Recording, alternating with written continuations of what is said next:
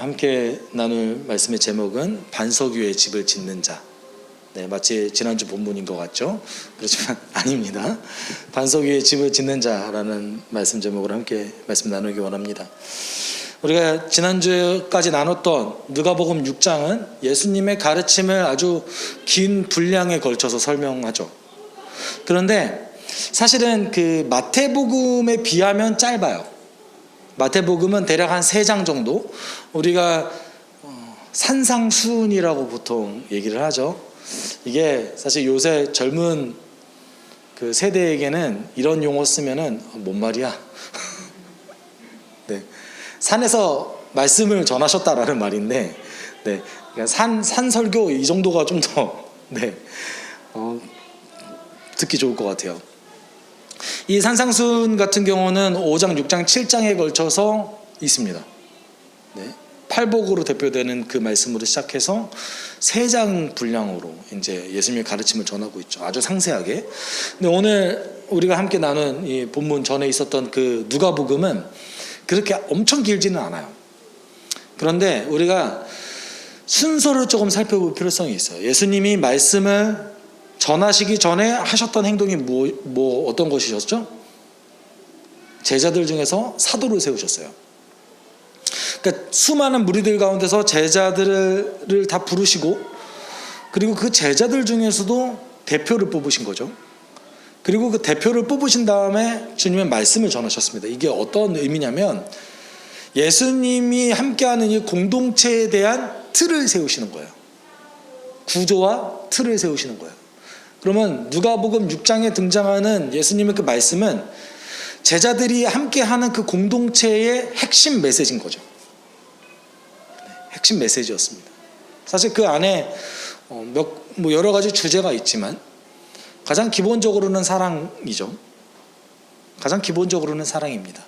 하나님과 동행하고 사랑하는 것, 그리고 내 마음을 잘 지켜서 내가 예수님 명령대로 살아가는 것, 그대로 행하는 것, 이것이 아주 핵심 내용입니다. 그리고 이제 오늘 7장에 들어서서 어떤 한 에피소드를 다시 이제 설명하고 계십니다. 오늘 본문 속에서 나오는 주인공은 백부장이죠. 네. 예수께서 1절에 이렇게 얘기합니다. 예수께서 자기의 모든 말씀을 백성들에게 들려주신 뒤에 가버나움으로 가셨습니다. 가버나움은 이제 갈릴리 지역이죠. 그런데 여기 1절에 우리가 주목해 볼 만한 것은 조금 더 우리가 직역을 했을 때 이 말씀을 이제 헬라어를 한글로 직역한다면 모든 말씀을 사람들의 귀에 들어가게 하신 것을 마친 다음에가 맞습니다.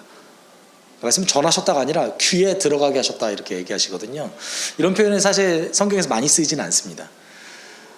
지금 이 1절의 표현은 예수님이 굉장히 설득력 있게 제자들에게 말씀을 전하셨다라는 것을 강조하는 표현이에요. 그 사람들이 들었다 이게 아니라 예수님이 우리를 좀 속된 말로 귀에 때려 박으셨다 이런 거죠. 네, 귀에 때려 박으신 거예요, 그냥. 그리고 나서 가버나움으로 가셨습니다. 그리고 오늘 2절에 이제 사건의 발단이 발생하죠. 어떤 백부장이 종이 있었대요. 어떤 백부장의 종이 병들어 거의 죽게 되었는데 그 주인에게 소중한 종이었대요. 이 소중하다라는 단어는 소중한도 가능합니다. 근데 사랑하는도 가능해요. 사랑하는도 가능한 번역이고요. 그리고 어떤 물건에 한해서 이 형용사를 붙인다면 보물 같은이 돼요. 그래서 사실은 재밌는 건데 이 본문 때문에 백부장이 동성애였다라고 주장하는 사람들도 많습니다. 사랑하는이 가능하잖아요. 실제로 그거에 관련된 논문이 꽤 있어요. 네. 주여 이러시죠. 여러분, 바울이 동성애자였다고 주장하는 신학자도 많아요. 굉장히 쇼킹하시죠. 네. 그래서 여러분, 한국 교회는요 굉장히 보수적인 신학을 갖고 있어요. 어떤 교단을 다 통틀어서, 심지어 우리가 가장 진보적이라고 얘기하는 한신도 그렇게 얘기하면 목사 다 쫓겨나요. 네. 굉장히 보수적인 신학을 갖고 있습니다. 사실 한국 전체가. 근데 여기서는 소중한으로 번역하는 게 맞겠죠. 근데 저는 개인적으로 사랑하는도 괜찮을 것 같아요. 이성적인 사랑이 아니라 정말 아주 소중한 종이었던 거죠. 그만큼 소중한 종이었던 거예요. 그런데 이제 여기서 등장하는 백부장이 있습니다. 여러분, 백부장은 어떤 사람이에요? 100명의 군사를 통솔할 수 있는 사람인 거죠. 지위가 높을까요, 낮을까요? 100명밖에 안 되잖아요. 사실은 우리가 어떤 분은 이거를 과대 해석해서 백부장이 굉장히 권력자였다라고 얘기하시는 분들도 계십니다. 그렇지만 그렇진 않죠. 100명을 통솔하는 사람인데 어떻게 그렇게 권력자입니까? 그런데 그렇다고 그렇게 낮은 지위도 아니에요. 이제 아우구스투스 황제 이후에, 옥타비아누스 황제 이후에 군제 개편이 일어나요. 원래 한 50개 군단 정도가 있었습니다, 로마에. 그런데 아우구스투스가 모든 군인을 상비군으로 바꾸고 28개 군단으로 개편을 해요. 근데 이제 28개 군단 중에 3개 군단이 게르만 민족과의 전투 중에서 전멸을 해요. 그래서 이제 25개 군단으로 바뀌거든요. 한 군단에 몇 명까지 있었냐면 정말 많게는 10,000명도 있었는데 보통은 5,000명 정도였습니다. 5,000명 안에 기병도 있고 군병도 있고 보병도 있고 뭐 중갑보병도 있고 다 있었던 거예요. 하나의 군단인 거예요. 그 군단이 그 지역 전체를 관할하는 군단인 거예요. 근데 그게 25개 있었는데 아주 광활한 로마 전체 제국 내에서 25개의 군단이 있었다. 대략 한 12만 명에서 14만 명의 상비군을 유지했다. 여러분, 로마가 얼마나 대단한 나라였는지를 보여주는 거예요. 이 사람들 직업군인이거든요. 이 사람들이 그냥 말단 병사, 제일 하위 병사가 받는 하루 일당은 아니고 그 봉급이라고 얘기하는 그 봉급이 75데나리온 정도 됐습니다. 1데나리온이 일용직 노동자의 하루 임금이에요.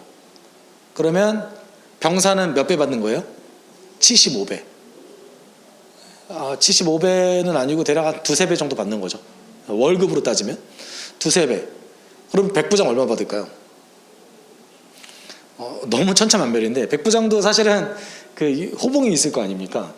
그래서 천부장으로 가면 천부장은 군단에서 5명밖에 없는 사람인데, 그렇죠?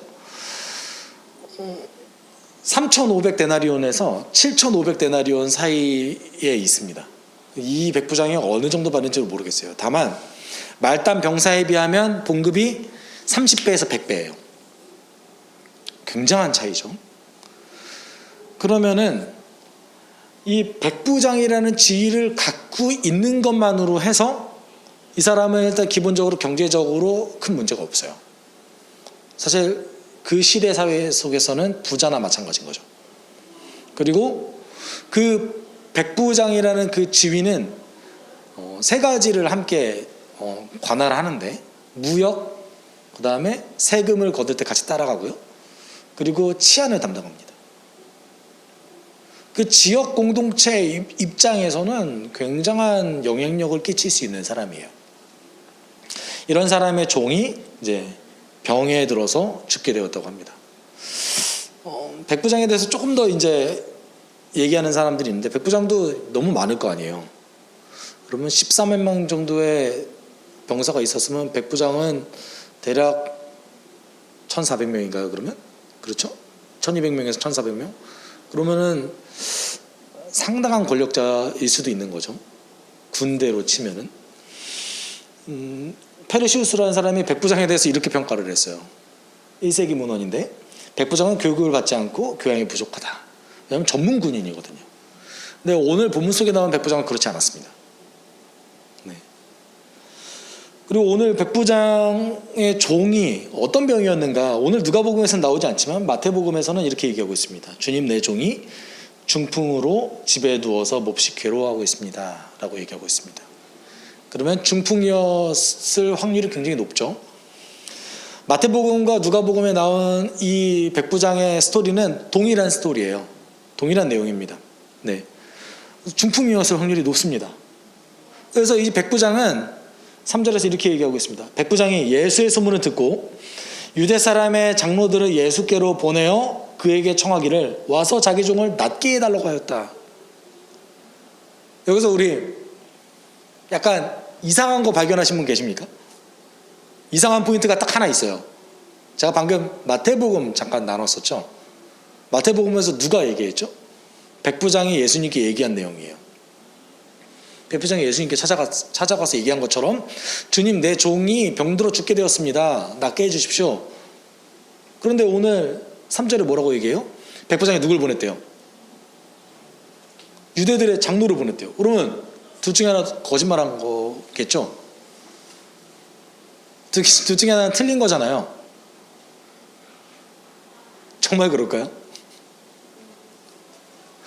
네. 틀리다고 얘기하는 사람도 있습니다. 네, 그렇게 연구하는 학자들도 있어요. 그래서 마태나 마가 둘 중에 하나가 각색했다라고 속편하게 얘기하는 신학자가 있어요. 아니, 그렇게 성경 연구하면 얼마나 쉽습니까? 이거는 고대 시절에 있었던 어떤 문화를 조금 오해한 거예요. 우리식으로 해석한 거예요. 왜냐하면 예를 들어서 여러분 혹시 로마 집정관 중에 유명한 집정관 중에 한 명이 폼페이우스라는 사람이 있었어요. 되게 유명해요. 이름 정도는 들어보실 수 있어요. AD 52년에 이제 집정관이 된 사람인데, 이 로마 집정관이 자기의 가장 친한 친구가 재판을 받을 때 대리인을 보내서 그 친구를 대리해요. 변호해요. 편지를 쓴 거죠. 그래서 그 친구가 어떤 사람인지 그 친구에 대한 칭찬을 막 하거든요. 폼페이우스가. 그런데 그 재판도 기록을 남길 거 아닙니까? 그렇죠. 그 재판을 기록할 때 그 기록하는 사람이 뭐라고 얘기했냐면, 대리인이 편지를 읽었다 이렇게 안 썼어요. 어떻게 썼냐면, 폼페이우스가 이렇게 얘기했다.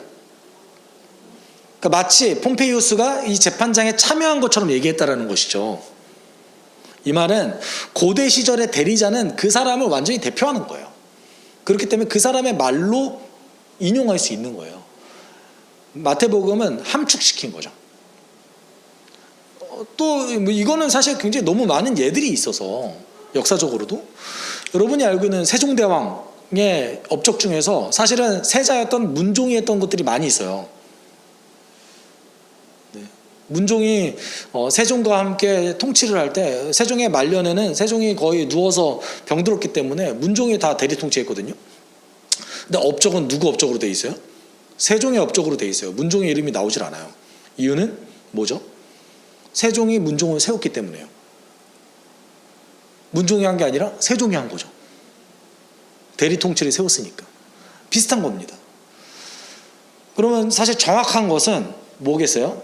누가복음의 기술이 사실 조금 더 정확한 거죠. 누가가 원래 좀 더 디테일하게 적으니까. 유대인의 장로를 보내서 예수님께 낫게 해달라고 청했는데, 마태는 굳이 그걸 기록해 놓지 않은 겁니다. 네. 마태가 더 중요하게 생각했던 부분이 있었거든요. 그리고 여기서는 누가가 더 중요하게 생각하는 부분이 있기 때문에 이렇게 기록한 거예요.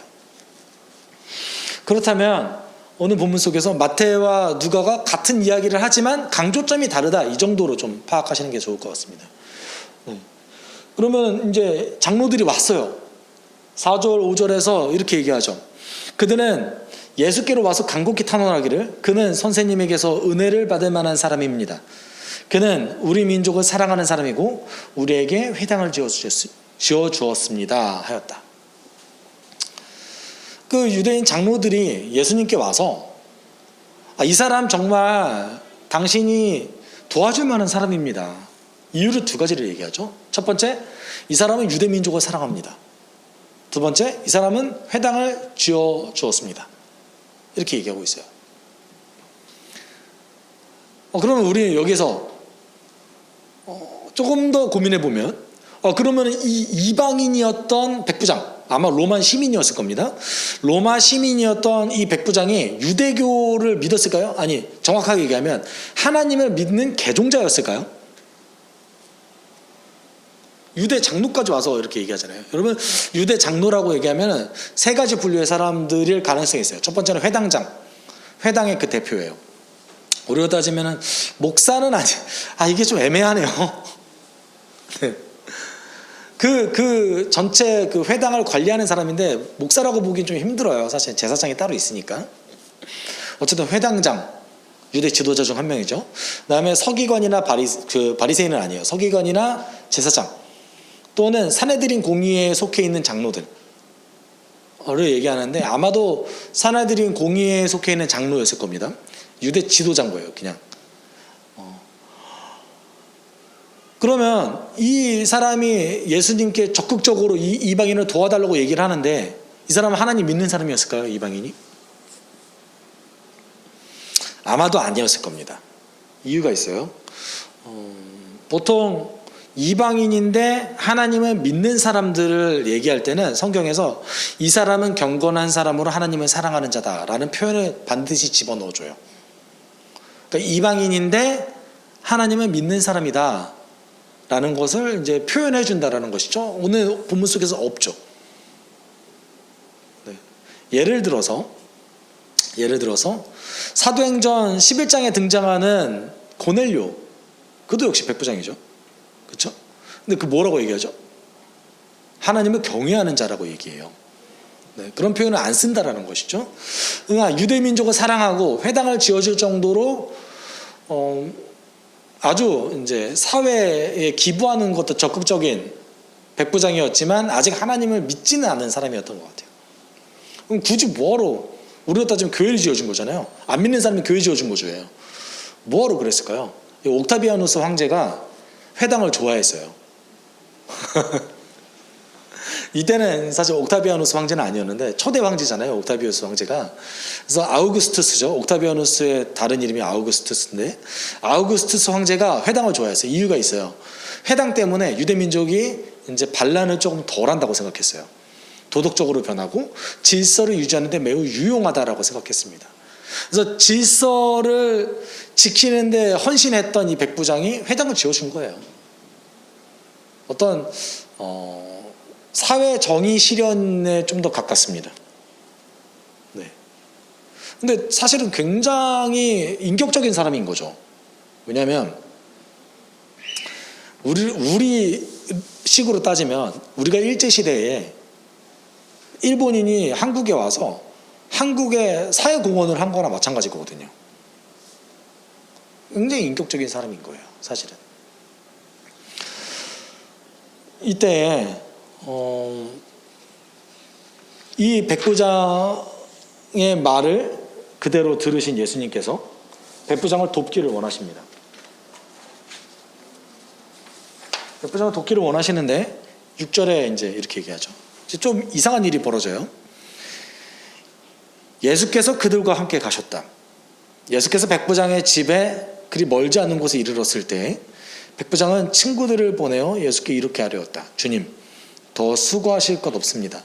저는 주님을 내 집에 모셔들 만한 자격이 없습니다. 만약에 우리식으로 따지면 현대인이었으면 이렇게 얘기할 거예요. 이 말을 듣자마자 장난하나? 먼저 얘기하지. 기껏 다 왔더니만. 뭐야 이거? 이렇게 얘기했을 거예요. 그렇죠? 그렇지 않았어요. 예수님께서는 그러지 않았습니다. 또 이유도 있긴 했어요. 여기에서 주님 더 수고하실 것 없습니다. 이 문장은요, 두 가지로 해석이 가능해요. 첫 번째는 주님 더 이상 스스로를 난처하게 하지 마십시오. 이 가능합니다. 영어로 따지면 trouble yourself예요. 스스로를 더 이상 난처하게 하지 마십시오. 그래서 이제 조엘 그린이라는 학자는 이거에 대해서 뭐라고 얘기했냐면 지금 백부장이 예수님을 배려한 거다 라고 이제 설명했습니다. 이유가 뭘까요? 백부장이 이방인이었잖아요. 그리고 백부장 아직 개종을 하지 않았어요. 그런데 개종하지도 않고 이방인의 집에 가서 그 사람과 교제를 한다는 것은 부정하게 된다라는 거예요. 그리고 예수님이 구절에 따르면 예수님을 그 당시에도 따르는 무리가 정말 많았어요. 그래서 예수님을 배려해서 예수님이 자신의 집에 들어오지 않게끔 이제 한 거다라고 이제 해석했어요. 일리가 있죠. 네, 그렇지만 저는 동의하지 않습니다. 두 번째는 오늘 본문 속에 얘기하는 거예요. 주님, 더 수고하실 것 없습니다. 라고도 번역 가능합니다. 마가복음에 여러분 회당장 야이로의 딸이 죽었죠.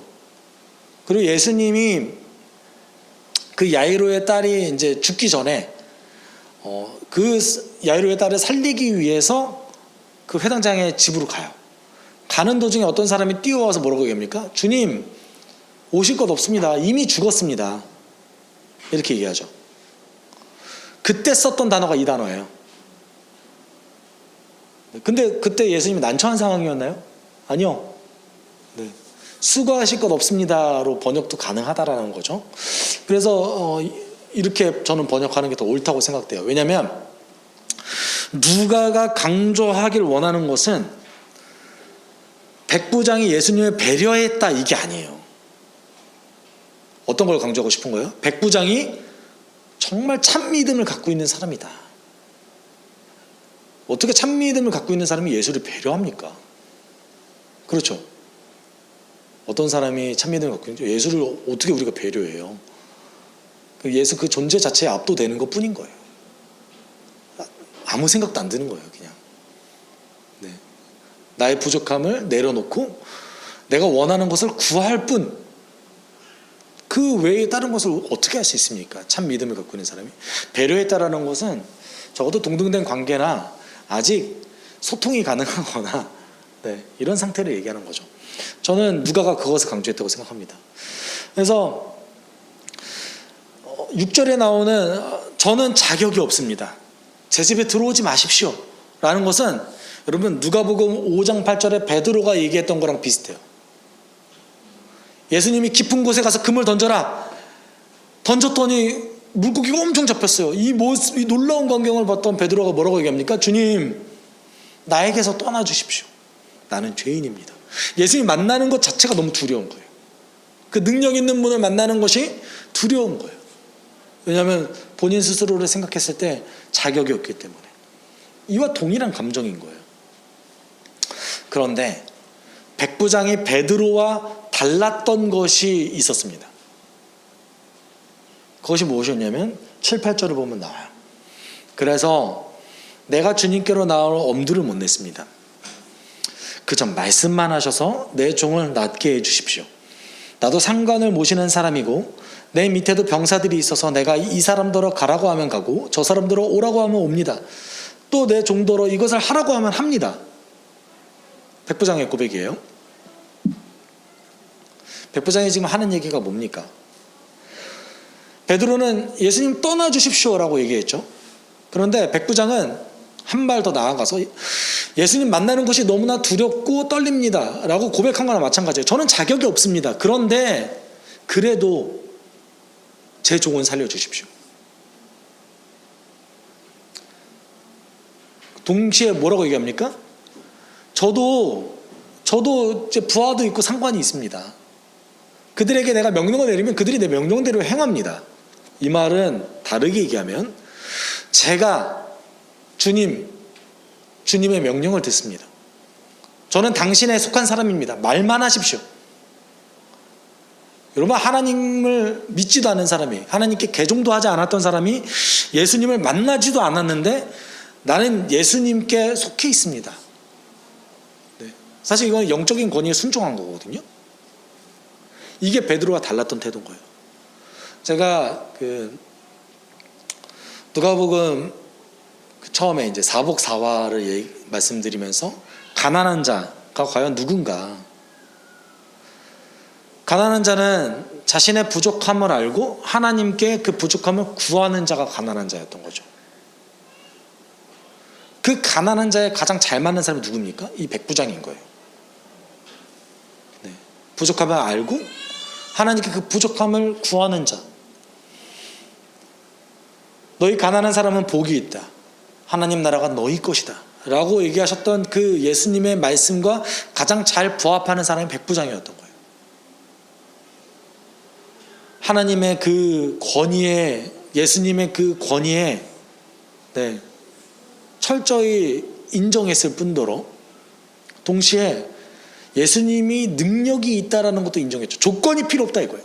예수님이 마음만 먹으시면 장소, 거리 상관없이 모든 걸 다 하실 수 있다. 라고 생각한 사람이 누가 있었겠어요 이때. 백부장이 유일했습니다. 어떻게 이 사람은 예수님을 만나보지도 않았는데 이렇게 얘기할 수 있었을까요? 그래서 예수님 이렇게 칭찬하셨죠. 예수께서 이 말을 들으시고 그를 놀랍게 여기셔서 돌아서서 자기를 따라오는 무리에게 말씀하셨다. 내가 너희에게 말한다. 나는 이스라엘 사람 가운데서 아직 이런 믿음을 본 일이 없다. 이것도 사실은 예수님이 이스라엘 사람들을 비판하시면서 백부장의 믿음을 칭찬한 걸까요?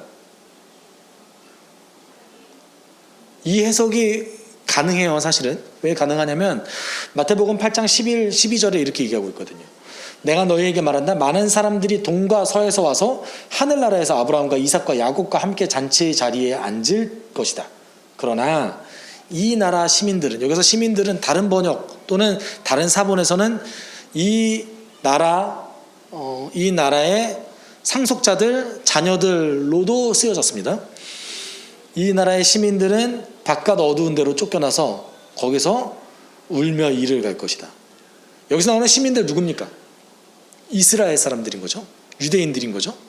마태복음에서는 적어도 예수님은 백부장을 칭찬하시면서 이스라엘을 비판했어요.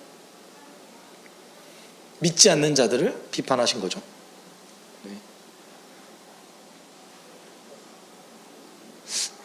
이렇게도 가능해요. 사실은 가능한데 저는 누가복음은 그렇게까지 확대 해석할 필요 없다고 생각합니다. 이게 맞다고 생각해요. 백부장의 믿음을 아주 크게 칭찬하신 거예요. 왜냐하면 여러분 누가복음의 수신자가 누굽니까? 누가복음을 직접 전달받는 사람이 누굽니까? 이방인 그리스도인이에요. 근데 뭐로 유대인을 비판합니까? 마태복음을 받는 사람들은 유대인 그리스도인이에요. 당연히 마태는 이스라엘에 대한 비판을 담아도 괜찮아요. 그런데 누가 입장에서는 이스라엘에 대한 비판? 이방인이 그게 무슨 상관이죠? 오히려 이방인이었던 이 백부장을 아주 놀랍게 칭찬하는 것이 그 이방인이었던 그리스도인들은 굉장히 위로를 받았을 겁니다. 아주 위로를 받았을 거예요. 심지어 백부장은 믿는 사람도 아니었지 않습니까? 여러분 예수님께서 왜 이렇게 많은 무리가 있는 제자들 사이에서 백부장을 이렇게 칭찬하셨을까요? 그것도 공개적으로. 이 칭찬을 들었던 제자들의 마음이 어땠을 것 같으세요? 저였다면 배가 아팠을 거예요.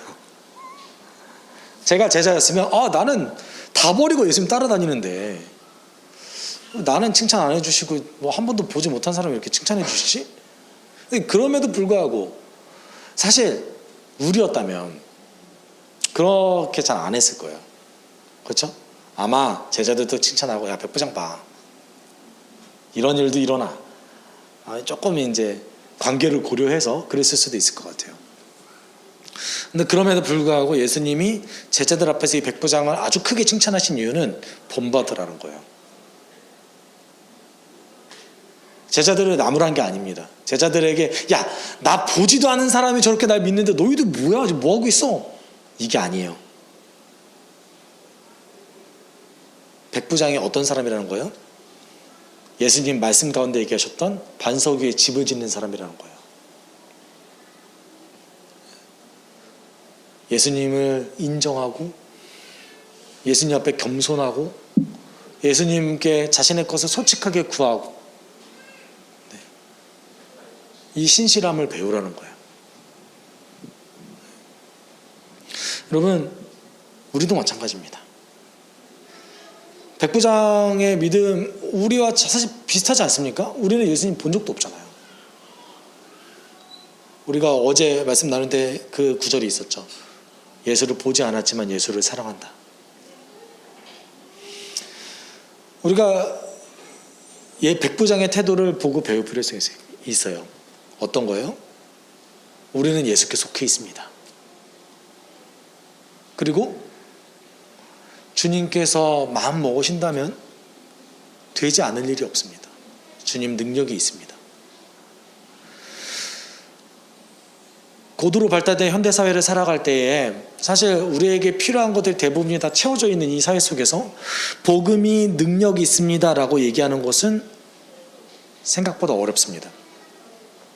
우리 눈에 보이지 않을 때가 많기 때문이죠. 그렇지만 우리가 이 백부장의 모습을 보면서 생각해야 될 것이 있어요. 뭐죠? 복음이 오늘도 능력이 있습니다. 내가 예수 믿고 나아간다면 예수님이 하나님께서 원하시는 어느 때에 나를 통하여서 복음의 능력을 보여주실 겁니다. 이게 필요해요. 우리는 기다리는 사람인 거죠. 그리고 준비하는 사람인 겁니다. 여러분, 우리가 함께 기도하실 때에 어떻게 기도하시냐면, 하나님, 내가 오늘도 예수 그리스도의 그 복음이 능력이 있다는 것을 다시 한번 확신하게 주님 도와주십시오. 내 주변에 아무 일도 벌어지지 않는다 할지라도 내가 그 능력 믿고 의지하여서 기도하고 나를 정결하게 하게 주님, 나를 준비할 수 있도록 주님 나를 도와주십시오. 주님과 동행하길 원합니다. 예수님과 함께 살아가는 사람 되기를 원합니다. 하나님 인도해 주십시오 하고 우리 함께 기도하도록 하겠습니다. 사랑이 많으신 하나님 아버지 감사합니다. 하나님 우리를 불러주시고